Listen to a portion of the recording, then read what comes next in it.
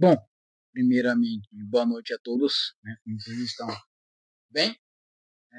Passaram aí a semana bem? Prontos aí para a nossa próxima aula da semana? Vamos lá. Essa aula de hoje a gente vai continuar, né, sobre falando de mais alguns tipos de alucinações. E nessa aula a gente encerra os tipos de alucinações, certo? Nossa quarta aula, né, sobre a sensopercepção, né, foram bastante conteúdo, né, que a gente já conversou sobre esse construto, né? Essa aula foi bastante conteúdo, né? Bem grande, né? É, é, é, vários conteúdos que a gente já conversou, algumas outras que a gente vai terminar, né? Ainda essa é a nossa penúltima aula, né? Sobre esse construto. As aulas passadas a gente já falaram, né? Já em introdução, né? Introdução da sensopercepção, conseguiu definir, né? Já definimos o que é a sensopercepção, e alguns construtos importantes, né? Já falamos de algumas, tanto alterações, tanto qualitativas quanto quantitativas, né? As qualitativas a gente já falou, terminou, né? Na primeira aula, e na primeira aula também a gente iniciou as qualitativas, né? E aí a gente já está até essa aula de hoje, né? A gente encerra algumas alterações, né? Qualitativas, que o tipo de alguns tipos de alucinações, que a gente encerra. E na última aula a gente fecha com mais alguns construtos, né, importantes, né, dentro aí da ciência-percepção, certo? Antes de assistir essa aula de hoje, eu sugiro que vocês venham assistindo as aulas anteriores, desde o início da aula, né, da ciência-percepção. Se você não assistiu a nossa primeira aula desse construto, eu sugiro que vocês assistam. É importante para vocês entenderem todo esse processo.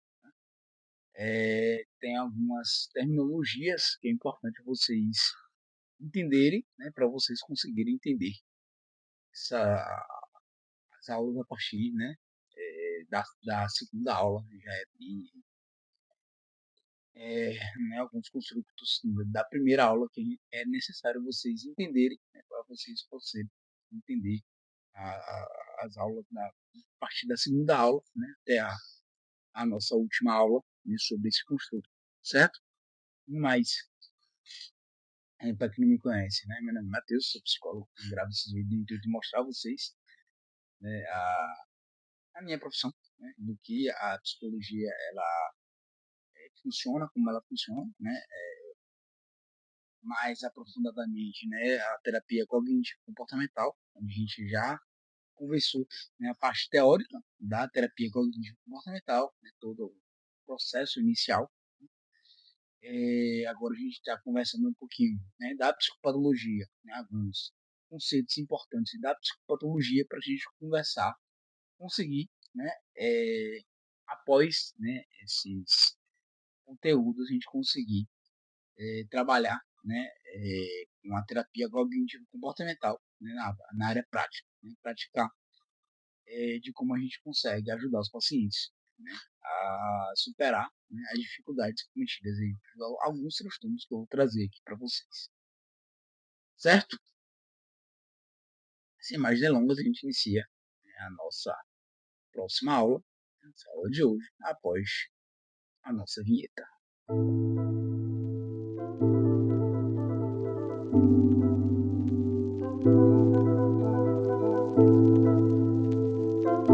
Pois bem, né, a nossa próximo tipo de alucinação que a gente vai conversar nessa aula de hoje seria as alucinações funcionais ou alucinações reflexas. O que isso quer dizer? Denominam-se alucinações funcionais quando verdadeiras alucinações, né, não ilusões perceptivas, são desencadeadas por estímulos sensoriais. A alucinação funcional ela difere da ilusão, né, pois enquanto esta é deformação de uma percepção de um objeto real e presente naquela, né, é uma alucinação, ou seja, ele tem uma ausência de objeto apenas desencadeada por um estímulo real. Alguns pacientes relatam, por exemplo, que quando abrem o chuveiro ou a torneira da pia, por exemplo, né, começam a ouvir vozes. Dito isso, a gente conversa, né, sobre o valor diagnóstico das funções dessas alucinações funcionais, né, como a gente pode estar diagnosticando alguns transtornos, é, que, é, por sinal, né, um sinal, sintoma, né, e tem essas alucinações funcionais. Pois bem, essas alucinações são encontradas na esquizofrenia e no transtorno esquizoafetivo. São fenômenos próximos às alucinações funcionais ou reflexivas, são as sinestesias, né, e o mindfunding. As sinestesias são fenômenos conhecidos há mais de 200 anos, né, em que a estimulação, em que a estimulação em um sistema não via sensorial desencadeia percepções, né, também em outro sistema sensorial. Assim, né, ao escutar um som, por exemplo, o indivíduo percebe uma luz vermelha em seu campo visual, ou sente um cheiro, ou ao ouvir uma música. Né? A sinestesia ocorre em 1 a 2% da população em geral.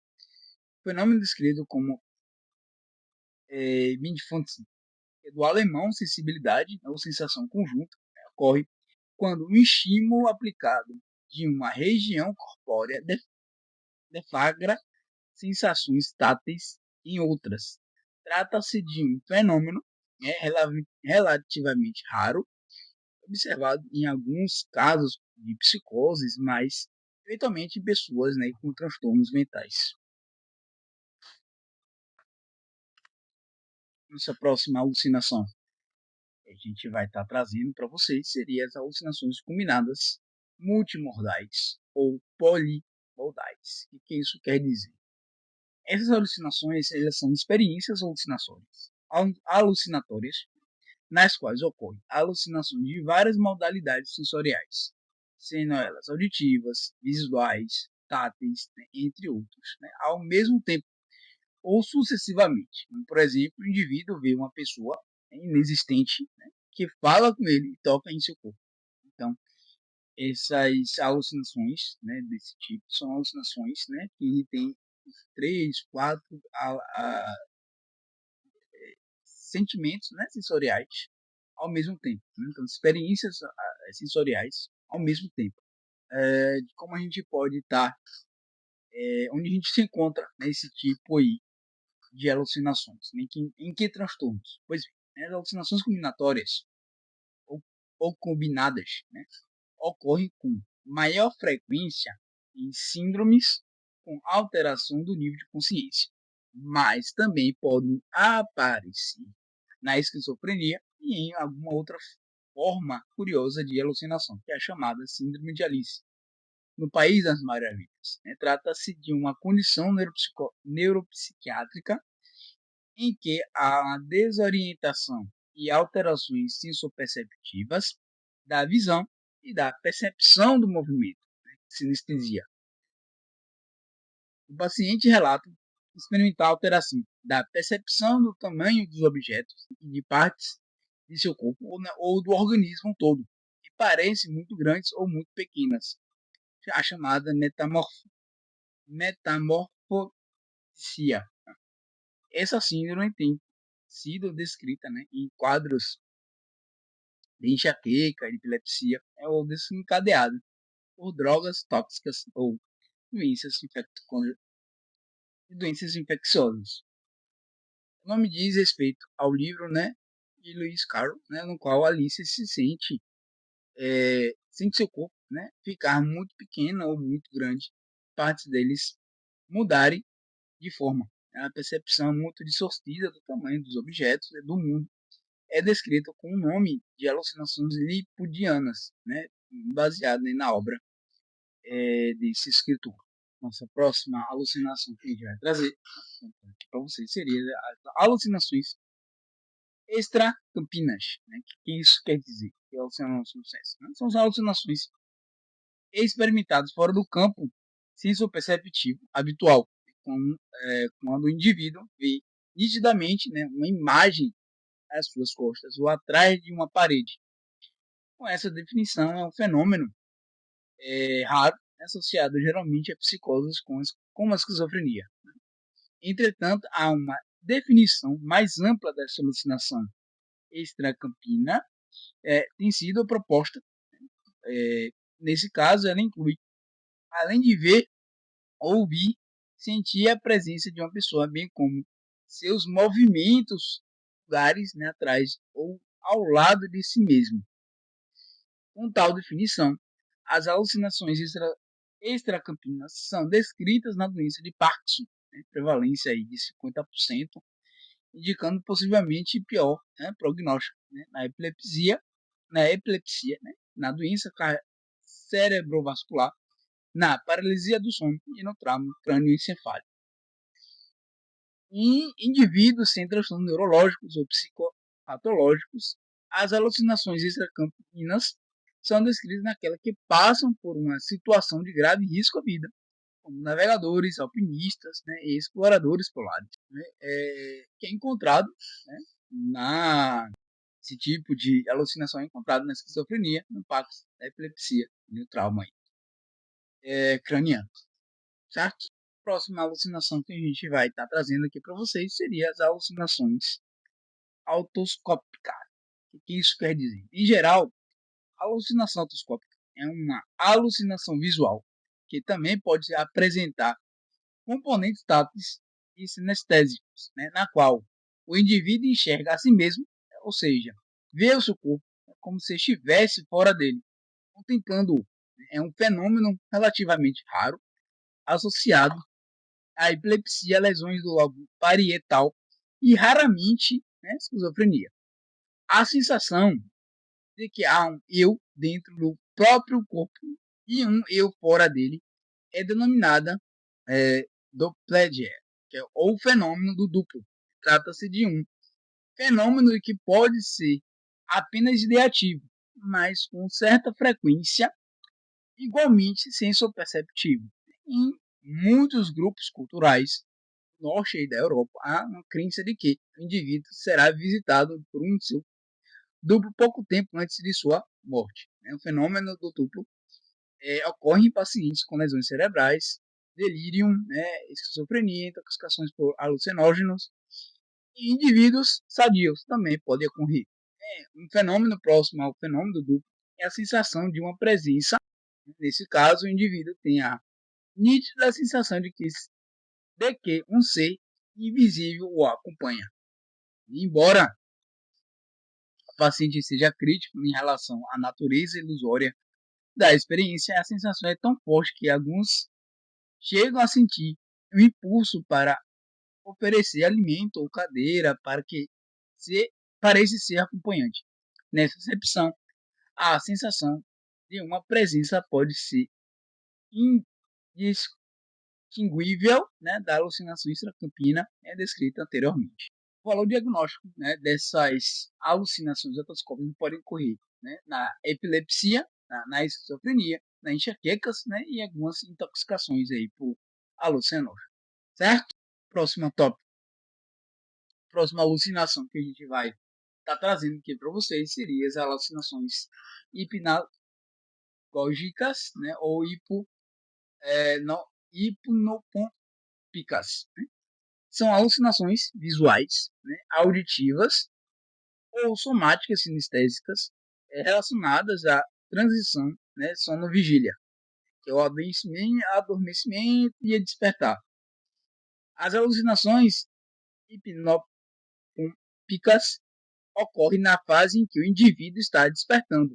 As alucinações hipnagógicas se manifestam no momento em que está adormecendo. Essas alucinações são frequentemente desprazerosas, associadas a sentimentos de medo ou ameaça. Nas alucinações visuais, vêm-se imagens ópticas, padrões geométricos e luzes em forma de flash. Também são vistos animais, pessoas, cenas, que podem, né, ser detalhadas e coloridas.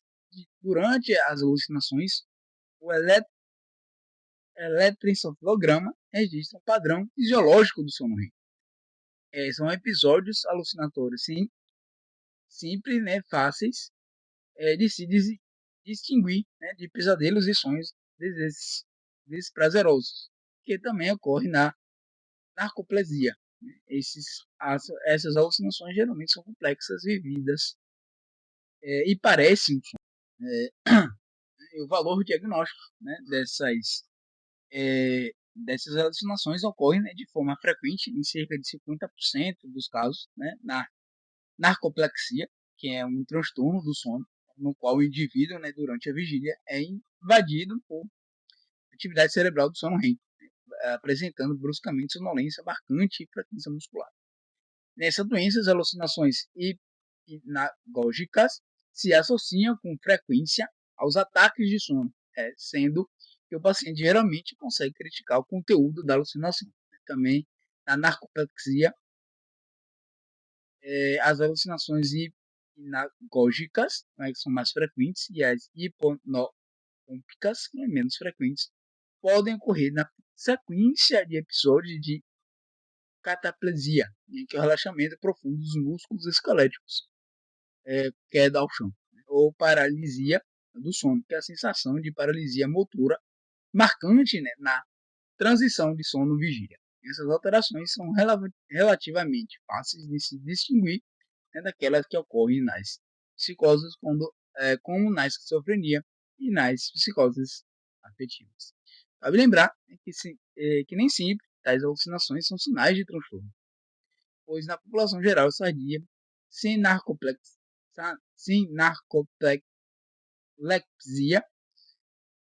também são frequentes as alucinações hiponagógicas, né, do adoecimento, em cerca de 25% dos adultos, e nas hipnopômpicas ao despertar, mais ou menos 18% aí dos adultos.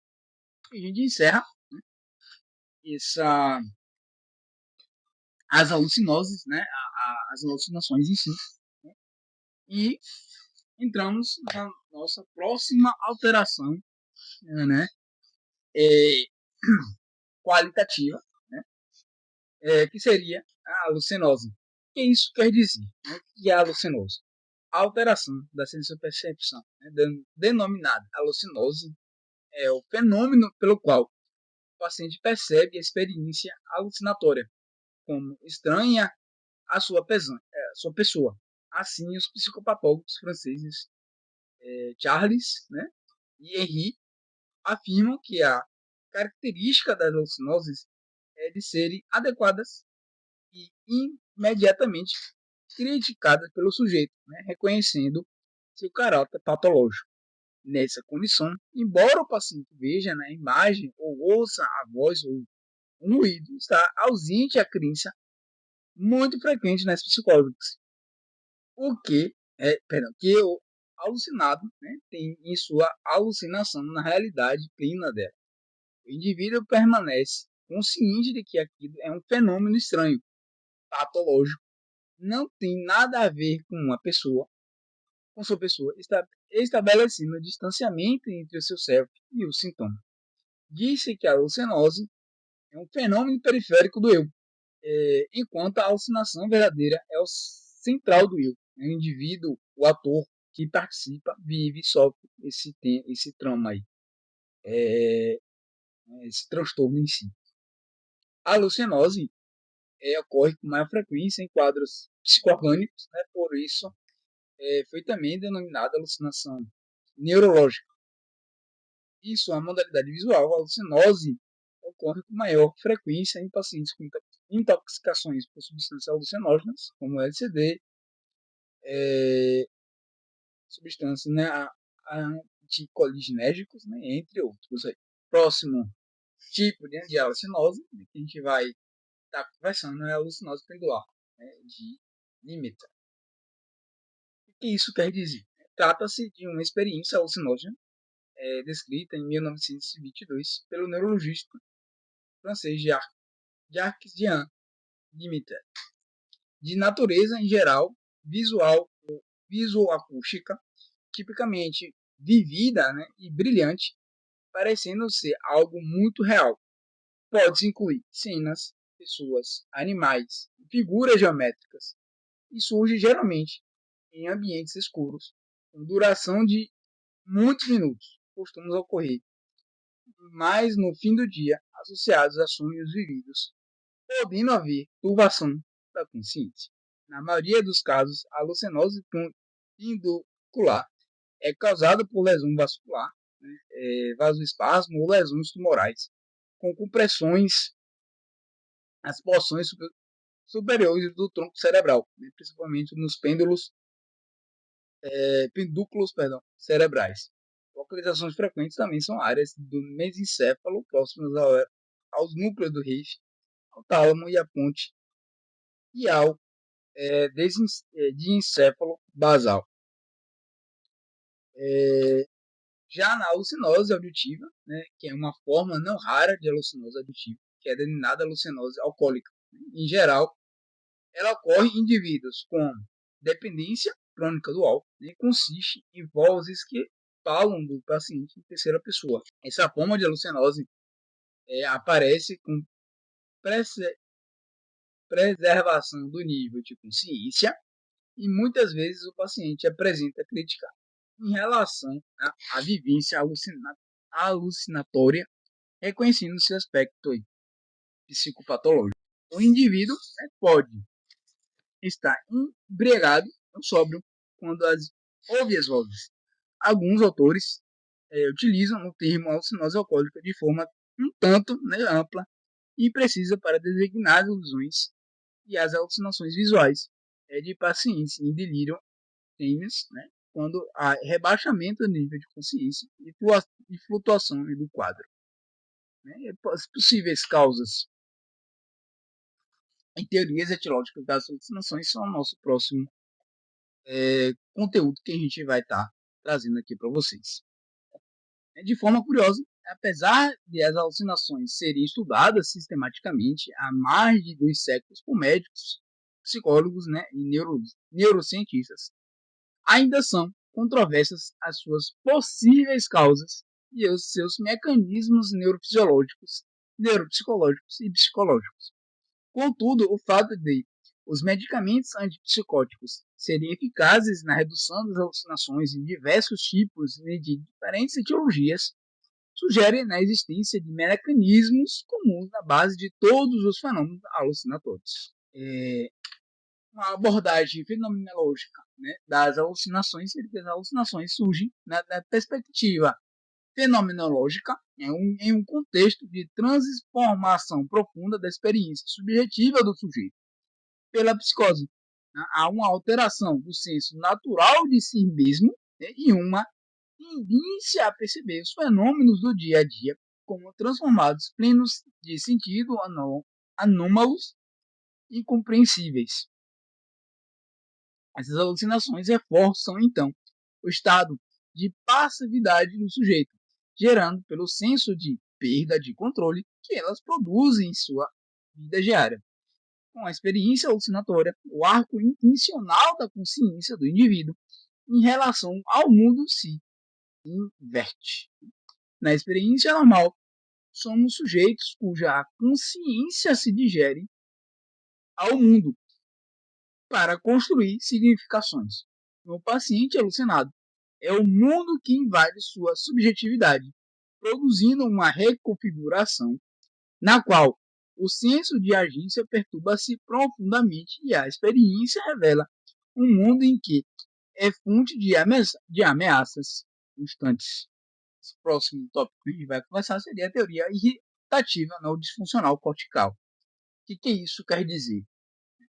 A noção de que as alucinações responderiam a lesões irritativas, né, ou disfuncionais em áreas cerebrais corticais relacionadas à percepção, né, complexa foi introduzida no fim do século XIX pelos autores, né, como Augusto Tamborini, né, entre outros aí. Para esses autores, né, lesões destrutivas produziriam, né, déficits motores e sensoriais, seroplegias, paralisias, hipoestesias, anestesias, surdez ou cegueira, né, quando ocorressem em áreas motoras ou sensitivas primárias. Por sua vez, lesões irritativas ou disfuncionais nessas mesmas áreas poderiam produzir, né, fenômenos novos, anômalos, como convulsões, movimentos anormais em áreas motoras, parestesias, né, e hiperestesias em áreas sensoriais primárias. Entretanto, quando a lesão destrutiva ou irritativa ocorresse em áreas sensoriais secundárias ou em regiões associativas relacionadas com linguagem, memória, percepção complexa, ocorreriam então as alucinações. As vozes do alucinado, ou seja, né, as alucinações auditivas verbais, seriam, por exemplo, um produto de hipotéticas áreas hiperativadas ou descargas irritativas em regiões associativas da linguagem e da memória semântica. Essa teoria, né, tem sido criticada por seu aspecto demasiado mecanicista. Estudos indicam, né, haver um estado de hipervigilância em pessoas com quadros psicóticos, né, agudos e alucinações reforçam a ideia de que nos quadros alucinatórios uma hiperexcitabilidade geral do sistema nervoso parece ser fator relevante para o surgimento ou o desencadeamento dessas alucinações. Né? Assim, né, a gente encerra, né, nossas aulas de hoje.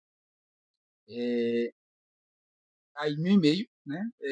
Caso tenha alguma dúvida, alguma sugestão, né, algum vídeo que vocês queiram que eu traga, né, pode usar esse e-mail, né, eu vou estar aí à disposição para ajudá-lo da melhor forma possível. No mais, espero que tenha ajudado vocês, né, tenha gostado dessa aula, que tenha entendido, né, todo esse processo. Uma boa semana, né, um grande abraço e nos vemos na próxima aula. Uma boa semana e até a nossa próxima aula. Fui.